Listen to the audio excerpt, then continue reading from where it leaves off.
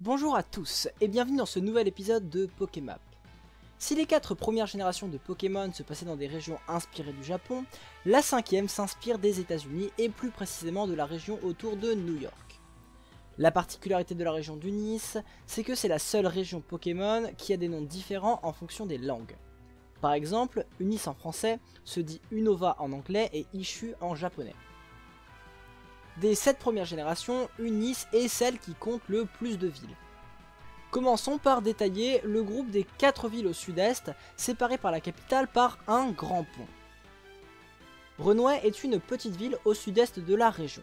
Elle est l'archétype de la ville de départ dans Pokémon. La ville ne compte pas de centre Pokémon et la seule attraction est la maison du professeur local. La ville est bordée par la mer au sud et à l'ouest, ce qui en fait un lieu de vacances sympa. Arabelle a pour particularité d'avoir une partie de la ville dans une faille et une autre sur une colline. Elle n'a aucune attraction visible susceptible de faire tourner l'économie de la ville, ni même une arène. On peut donc penser que la ville sert de ville dortoir pour la ville voisine ou est spécialisée dans les services. La ville de Goès est composée de 3 parties. Les vestiges du rêve à l'est, composés de bâtisses en ruine et de sous-sols délabrés. À l'ouest, on a un petit parc et la partie centrale de la ville concentre les habitations ainsi qu'une école de dresseurs et un restaurant arène. Maillard est composé d'anciens hangars reconvertis en maisons et au milieu de la ville on peut voir des rails de chemin de fer désaffectés. La ville compte un café, une ébénisterie et un musée à Rennes. Il est probable que la ville était un ancien quartier industriel. Mais avec la proximité de la capitale Volucité et la désindustrialisation, la ville s'est reconvertie en lieu de vie. La plus grande ville de la région est sans aucun doute la capitale, Volucité. Sur les 5 premières générations, c'est de loin la ville la plus grande jamais faite. Il est impossible de compter le nombre de bâtiments tellement il y en a à perte de vue.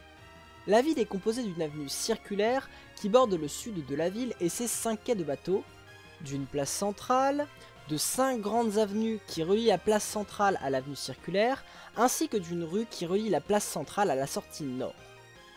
On peut y trouver tout un tas d'entreprises comme le bureau des enquêtes, le bureau des médailles ou encore la galerie d'art. La ville compte aussi une arène. Bref, Volucité est le centre économique de la région et compte bon nombre d'entreprises et de résidents. Le nord d'Unis est composé d'un ensemble de villes disposées en rond. Dans Pokémon Noir et Blanc 1, seule la partie ouest est disponible avant d'avoir battu la Ligue. Mais en ville a beaucoup d'attractions à visiter. Le métro de combat permet à la ville d'être bien desservie, le music hall organise des concours, il y a aussi un petit terrain de sport et un stade où on peut supporter notre équipe favorite. À l'est de la ville, on trouve un parc d'attractions avec une grande roue et des montagnes russes.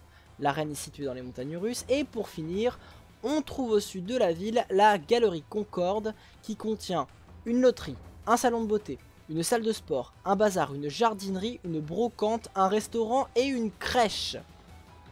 Pour résumer, Méanville est une ville très dynamique avec plein de divertissements à proximité de Volucité qui permet aux habitants de la capitale de se détendre le week-end.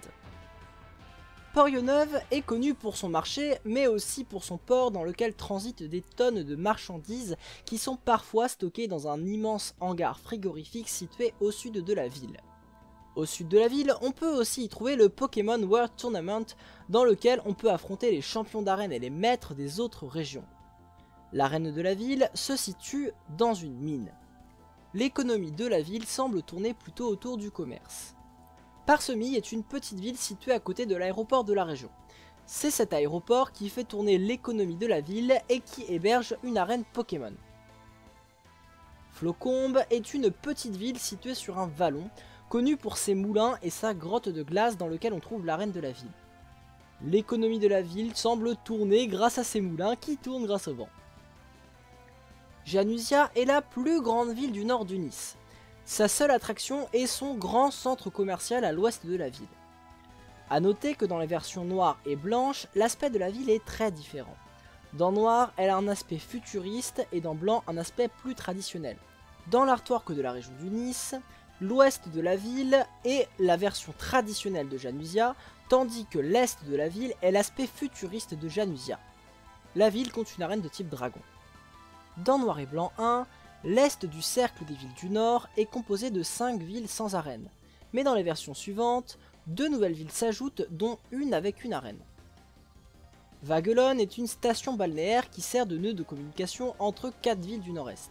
On peut y faire de la plongée sous-marine et y visiter les ruines des abysses. Entrelasque est une ville reliée à Vaguelon par une route située sur une plage. La ville est fortifiée et la légende raconte que c'est pour empêcher qu'un monstre vienne y dévorer les habitants. La ville noire et sa forêt blanche est reliée par des petits pontons traversant des rivières à Vaguelon. Dans Pokémon Blanc, vous aurez uniquement la forêt et dans Noir uniquement la ville. Cependant, sur l'artwork de la région, les deux villes sont mélangées. Les deux attractions de la ville sont le gratte-ciel noir et l'arbre creux blanc, où l'on peut combattre tout un tas de dresseurs et atteindre le sommet de l'arbre ou de la tour. Papeloa est une ville construite sur pilotis, disponible uniquement dans Noir et Blanc 2. Elle est reliée à Vaguelon par l'Aquatube, un gros tunnel sous-marin en verre dans lequel on peut observer la vie marine sans se mouiller. L'arène de la ville est une piscine. Arpentière est une petite ville située dans une zone aride entourée de montagnes.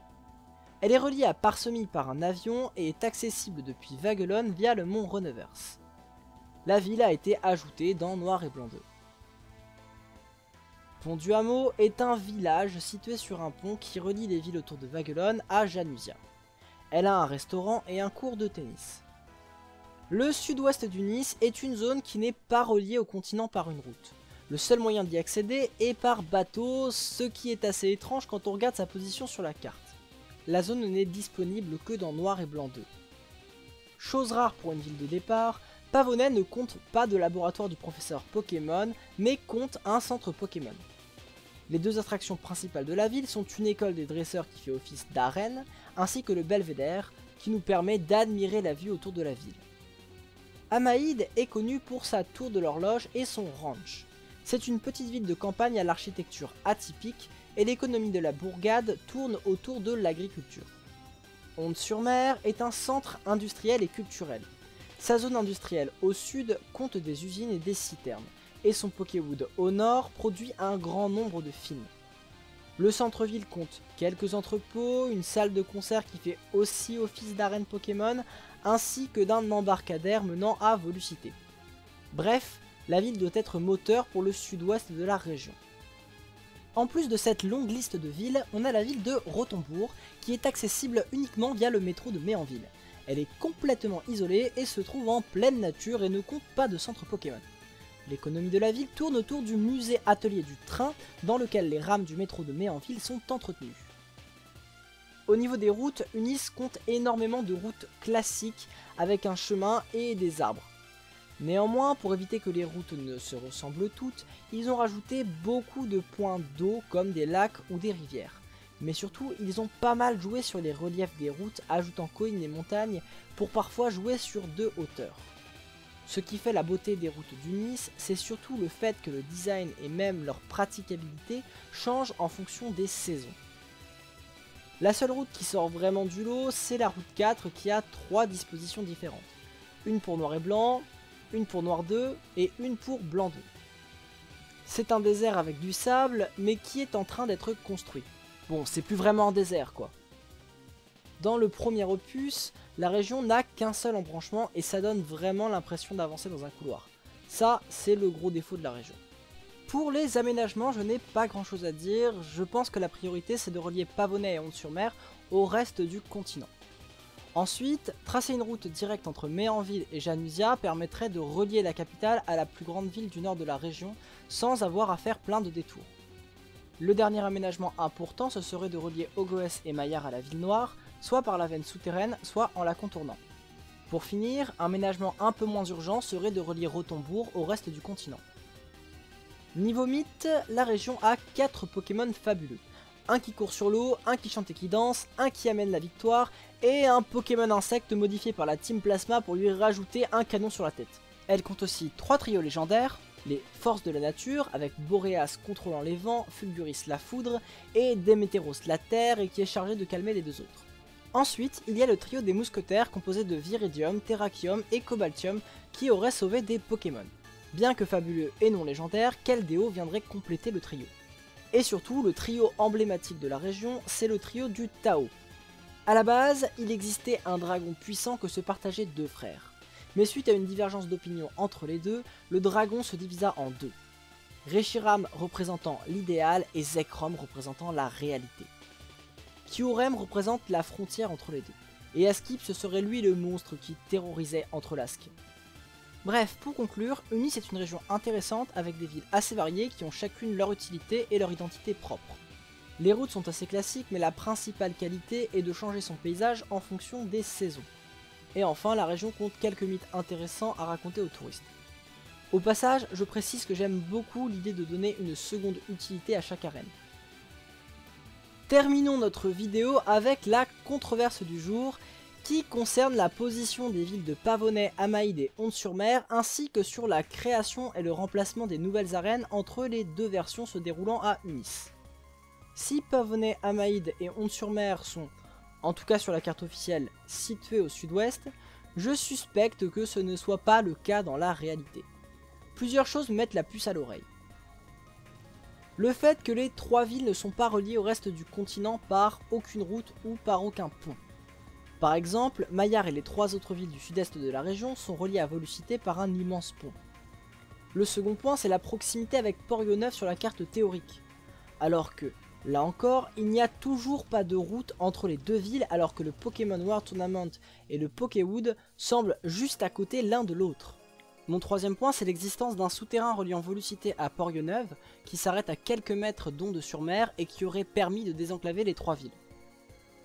Et le quatrième point, c'est le parcours de Sacha et de N, qui dans l'animé Pokémon, partent de Pavonnet et souhaitent se rendre à Port-Yonneuf et à Flocombe. Sauf que une fois arrivés à Ondes-sur-Mer, ils passent par Volucité. Alors que Yonneuf est juste à côté et que Volucité n'est pas du tout sur la route de Flocombe. Mon dernier point, c'est la comparaison des cartes du premier et du second opus. Qu'on ne mette pas sur la première carte des villes non accessibles. Pourquoi pas? Par contre, c'est quand même bizarre qu'en 2 ans, une montagne ait poussé. Si Port-Yonneuf est effectivement à proximité d'Ondes-sur-Mer, pourquoi il n'y a ni route, ni prolongation du souterrain, ni bateau assurant la liaison entre les deux ports? Une des explications possibles, c'est que nos trois villes ne soient pas aussi proches de Port-Yonneuf que la carte le dit, et qu'elles aient été placées sur la carte au sud-ouest parce que c'était le seul endroit où il restait de la place sur la carte.